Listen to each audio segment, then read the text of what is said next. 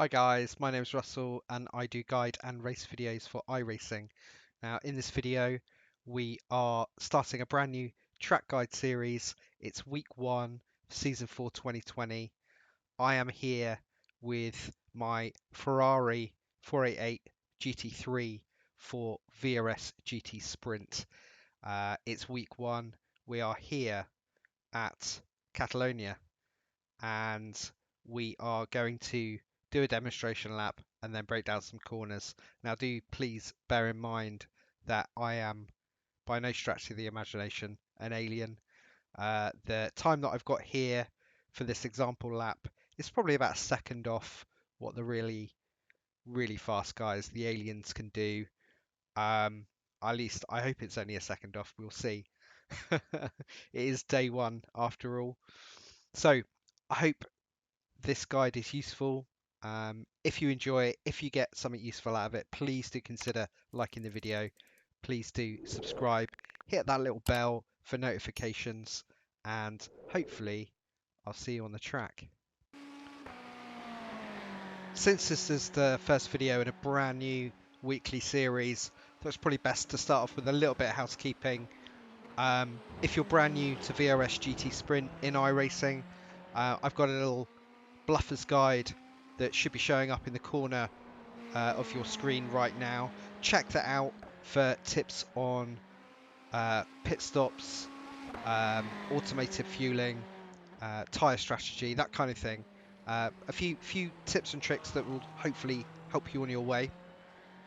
Another thing to bear in mind for this entire series is that my setup for the Ferrari and my ghost car, my best lap time, is available to download from my website, findingspeed.com. You can find links in the description below. Please do go ahead, give my setup a try, let me know what you think.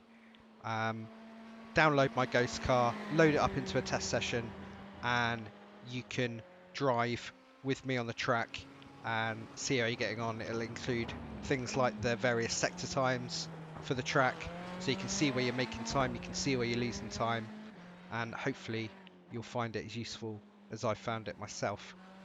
So let's get on with the guide. We're going to do an in-car whiz around the track. I'll keep my mouth shut for that, and then we'll go back round nice and slowly, talking about each corner, the braking points, the apexes and the exits. Hope you enjoy the guide. Cheers guys.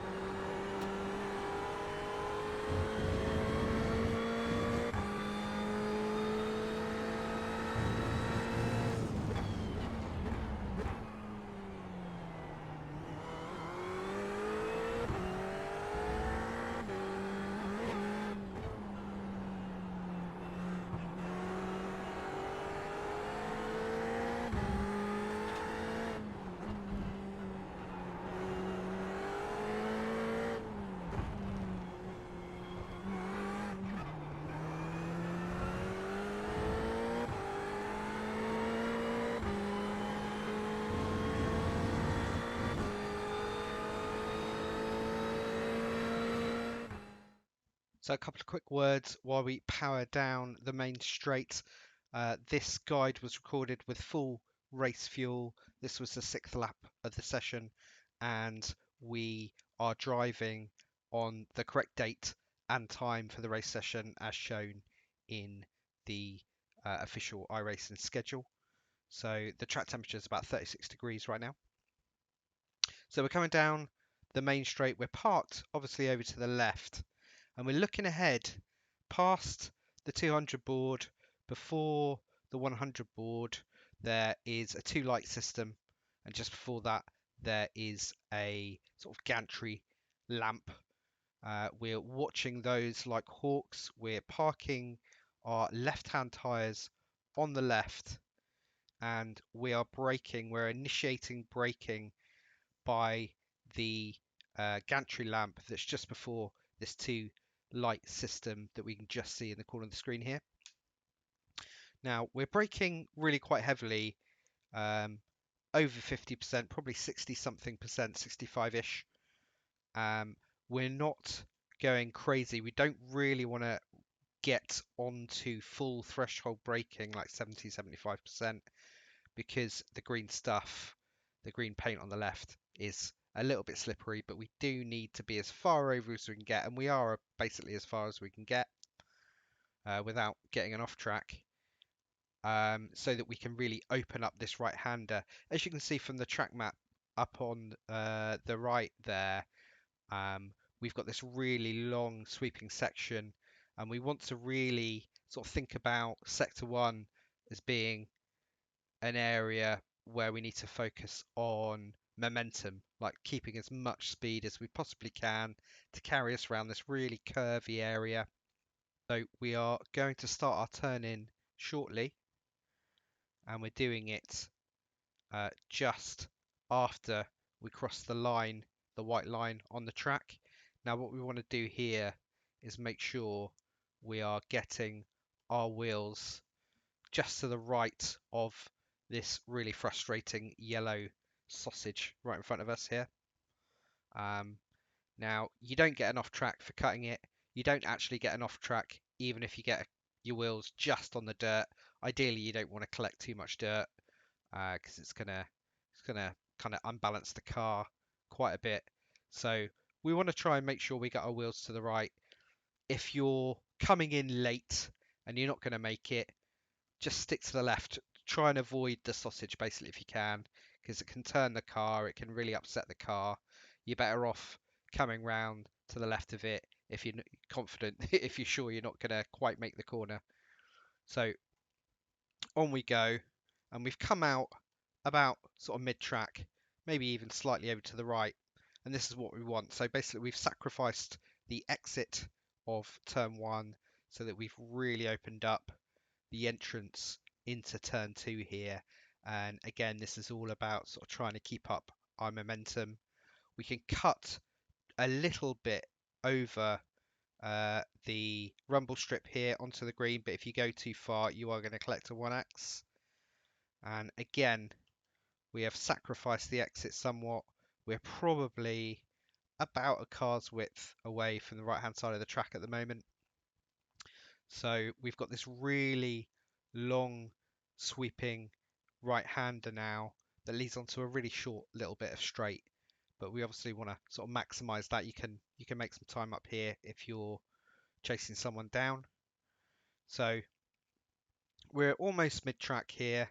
We start our turning, we come off the gas as the Pirelli sign sort of straightens up dead in front of us.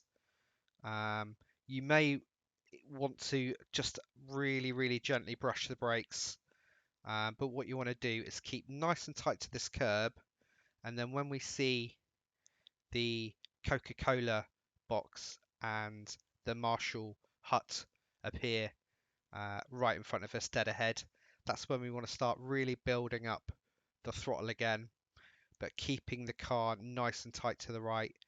Don't get any wheels on the dirt here, it will spin you out, it will cause you all sorts of grief. We don't want that. But we're now back up to full throttle, and we're keeping a nice consistent amount of angle on the steering.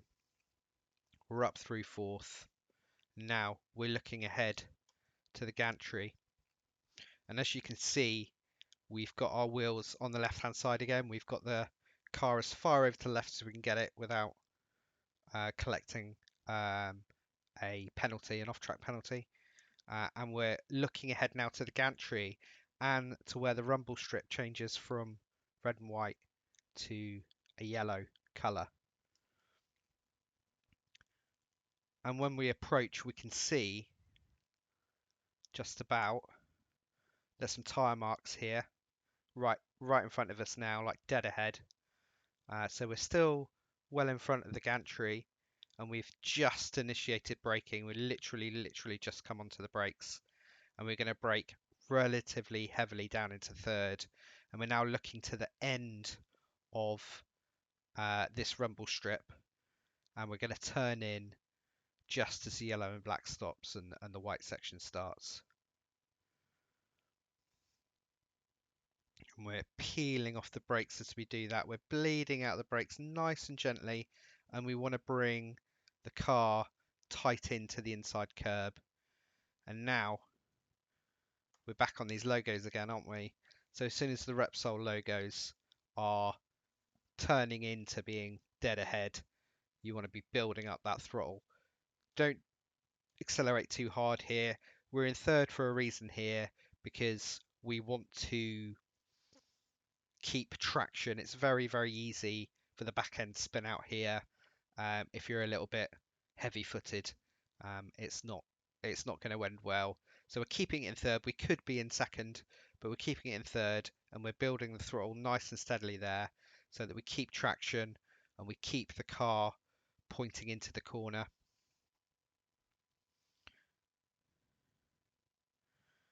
And we have again sacrificed our exit. We're coming out mid-track, maybe slightly over to the left. And we need to really dive back over to the right super quickly here. And we're looking at these tyre marks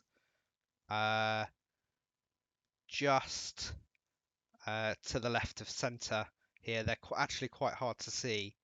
But just as that squiggly tyre mark starts, that's when we're going to start applying the brake. So here we go.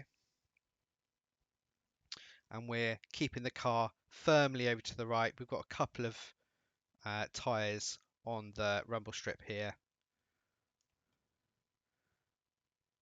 And as we come to the end of the curb, just before the end, we're starting our turn in as we start to really quite quickly bleed out of the brakes and come down to second gear.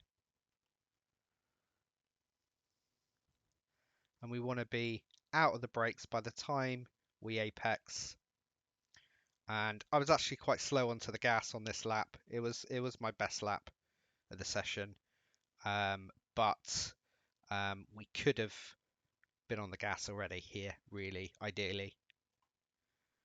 But we're in second. We're building up the throttle nice and quickly. We're confident we're going to make this exit, and they do let you use all of the green exit strip here.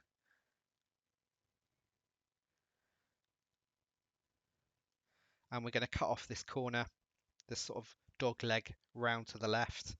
It's obviously, if we hang out to the right, we're going to be traveling some extra meters. We don't want that, but we do want to be straight as we come up to the curb on the right. And I'm literally about to start braking. Here we go. So we're braking just before the curbing on the right starts, and we're going to bring ourselves down to third, and about halfway along the red and white rumble strip, we're going to start our turn in. We're going to be looking round to the left to the inside curb, and we want to sort of try and keep pretty tight to it. Now you are going to get an off track here if you go onto the green, more than a tiny bit, but you do need to be super tight here because the exit of this corner is really quite evil. This is where you're going to lose most of your time when you're practicing, and this is where I'm still losing most of my time actually on the course, bar the last parts of the last sector.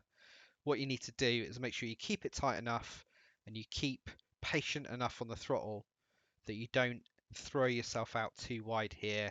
This yellow sausage curb is going to be the death of a lot of people this week. So what you really want to do is avoid it. If you're going to catch it, keep your right hand wheels to the right of it and then hop over it about halfway along. If you hit your wheels on the start of this sausage, you're going to damage the car. All sorts of horrible things are going to happen. So I managed to avoid it here. It did cost me a bit of time, but it's better safe than sorry. So as we approach the end of the rumble strip here, we've got the fastest, probably the fastest right-hander on the course. Probably the fastest corner on the course, actually. We want to start our turn in. We're in fourth gear. We're starting it right at the end of the rumble strips here. We're going to brush the brakes so that we can keep the car in tight. We're looking ahead on the right hand side at that yellow sausage curb. We're going to aim ourselves towards it, but what we want to do is just pass it and mount the curbing after the yellow no cut sausage. So let's see how we get on here. So we sort of brushed the brakes. I think I broke a little bit too much there, really. We're back on the gas before we apex. We've got some curb. That's going to help us rotate the car. Now, look how gently I built up the throttle coming around there. It's so easy to overshoot this corner. It does let you use all of the green, but yeah, it's super easy to overshoot there. So we're gradually making our way over to the right. We're coming to the dreaded final sector, the slowest and most complex part of the track. It's hard going here. Our braking marker is this F board with the screen here on the right. We really actually want to start braking just before it. Let's see where we end up. Yeah, here we go. So we're like maybe a car length before that board. And we're firmly over to the right. We've got our right hand wheels on the rumble strip. You could keep off the rumble strip and brake slightly later and heavier, but I like to keep it nice and wide. We're going all the way down to first gear. This is the hardest braking zone in the circuit. So we're coming all the way down to first, and we're turning in really late here. It's a deceptively tight corner. We want to get right onto this curb, but if you go onto the green, it's an instant off track. Too easy to do. We're back on the throttle, but we're building up pretty slowly. We went up to about 70% for a bit there. Keeping the car over to the right. We've got a easy left here, but then we've got a very, very long sweeping right-hander. So not too much curb here. The car will jump.